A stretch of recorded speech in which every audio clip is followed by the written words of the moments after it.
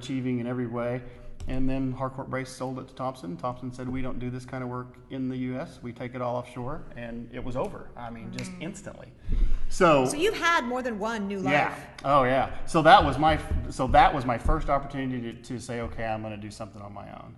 And some of the guys that I was involved with in that e-learning company, were still young and wanted to do something. So I formed a new company, and that was another e-learning company that did something similar to what we did with NetG. Their stuff was all canned content.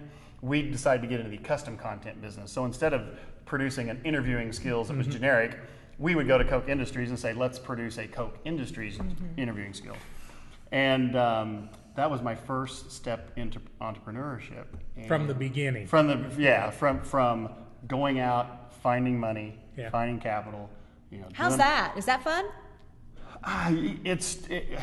Fun's probably not the right word. It's challenging. It's tough. I mean, you said it was hard to ask for money. Back then, it was hard to ask for money. Now, after doing it, I'll ask anybody for money. I mean, you just learn. And is that just comes with doing it? It just comes from doing it, and it comes from the need. And unfortunately, in that there is the need. And unfortunately, in that situation, we again had a highly successful company, built it up from nothing to a really successful company in about 3 years.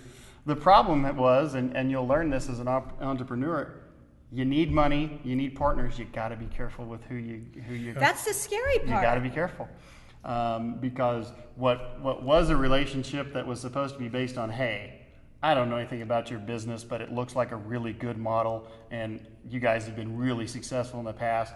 Here's some money. You've hit lightning once. Let's try it again. Yeah. Here's some money.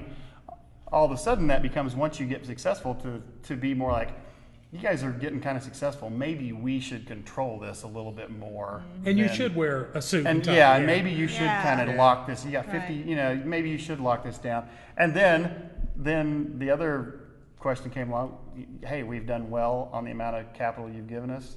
Well, now we need more. We need more money. And ultimately that more money wasn't there.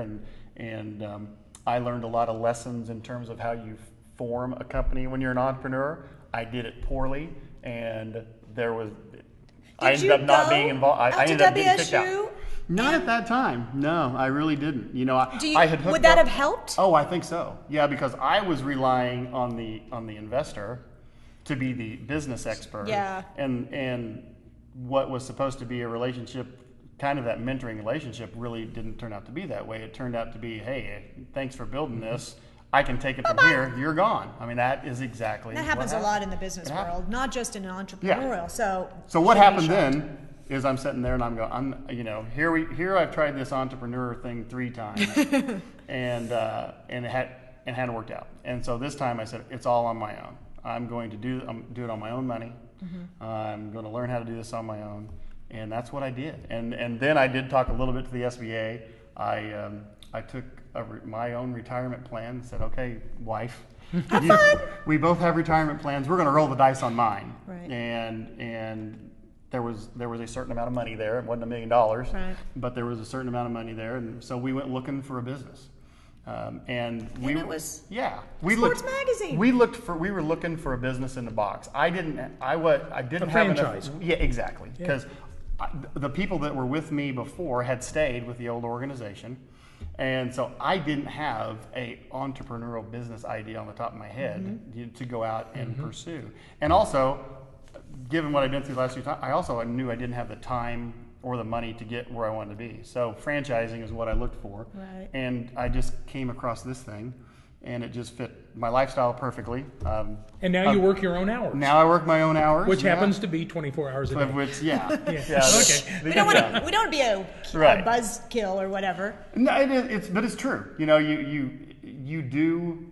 There is that beauty of being able to come and go as you please, but at the same time, you work a lot harder than you do if you go in at 8 and leave at 5. It matters when the money's all on you. Sure.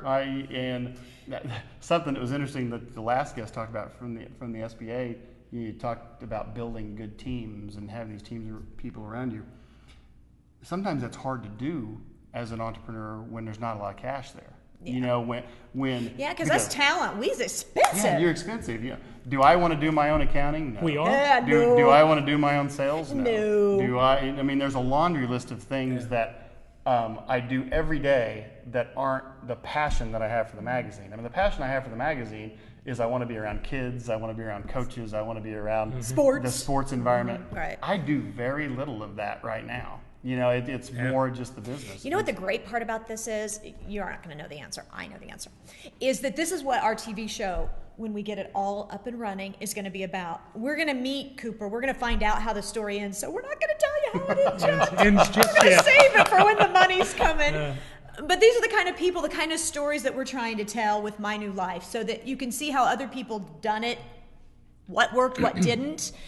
Just to show you all the different kinds of things that you can do when you do come to a point in your life when you say, you know what, I think I'm going to start over. One way or another. One way or another. And there's good and bad to both of it. But thank you for sharing your story, and we'll be back. Thanks. And we'll be back with you too.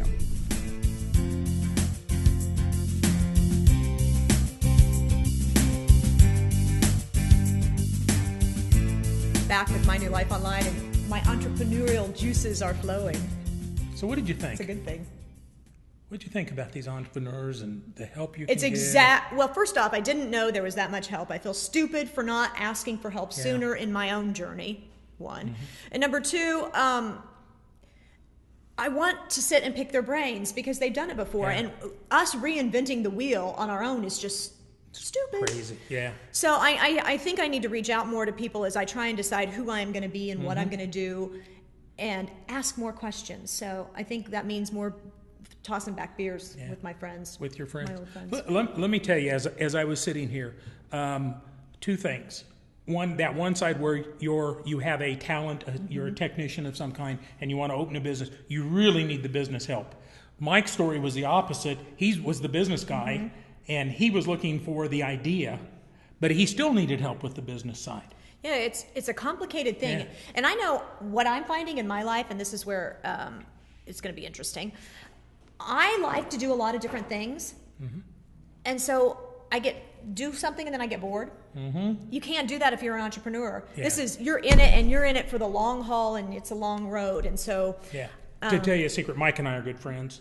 Really? And he is focused like a laser on his business. Well, he has to be. There's a lot at risk. You want to hear a good story? Stafford High School, little Stafford, Kansas, entrepreneurship school. They have kids that are juniors and seniors in high school that are running their own business, paying taxes, employing people. What's working their business? With Are they doing that? Each one of them does something different. One of their young men has a T-shirt business. He's selling T-shirts, cool. printing T-shirts, running them they're learning entrepreneurship.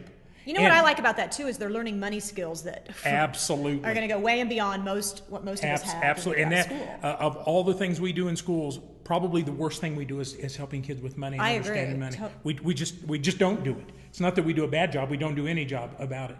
And as I think about My New Life and the people we're working with, they're all learning skills and they want to go somewhere in their life, but it may be working for themselves, not necessarily for someone else. Exactly.